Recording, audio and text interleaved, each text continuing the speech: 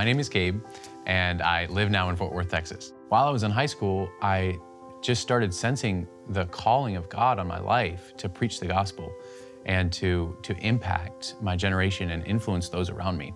And I just had this sense in my heart, four-year university is not where I'm supposed to be. But it wasn't until KCBC was launched that I didn't really know. I wanted to go to a Bible school, but then when KCBC was launched, I knew immediately, I was like, this is the place I'm going to be. It was so good. Every single day, every class was just so full of the Word of God. And spiritually, especially, it was such a focused school. It was like, I think of it like a gym, and we just got stronger every single day. When COVID hit, I knew that a lot of people would be on their phones, and a lot of people in my generation especially. And I knew that in order to reach them, I needed to go out to where they are. And so I just started up social media, started making videos, preaching the gospel. I would have my phone and I would run up to the phone and tell people about the love of God and salvation. Yeah, I just started up, and to this day, it has grown even more, and a lot of souls have been reached. On October 25th, I was riding an electric skateboard, which basically is like normal skateboard, just goes pretty fast, 20 miles per hour. And I was riding with my friend, and I hit a bump in the middle of the road and flipped off the skateboard and then landed directly on my head. Immediately started going out of consciousness and my lung failed, and I started throwing up into my lung. And I almost died right there. If it wasn't for my friend John Michael Howell, he helped prop me up, and he saved my life. Got an ambulance there, and then for the next around 2 weeks, I was in a coma.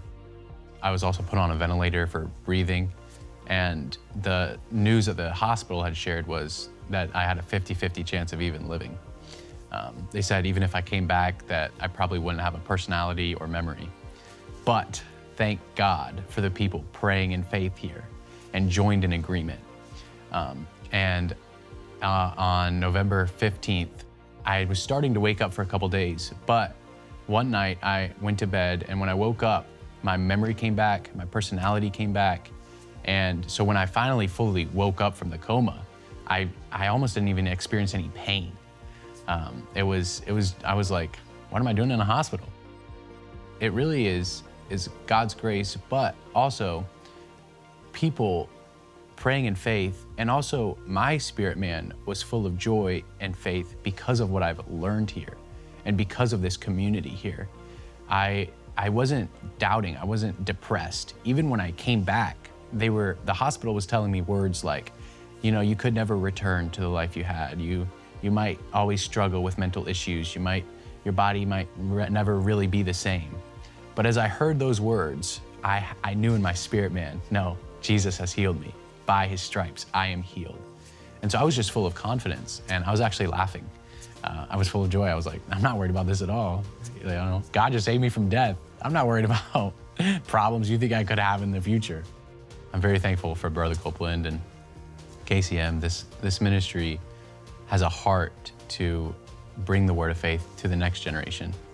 And I'm so thankful for that. I wouldn't be doing what I'm doing now and spreading the word to the next generation if it wasn't for here.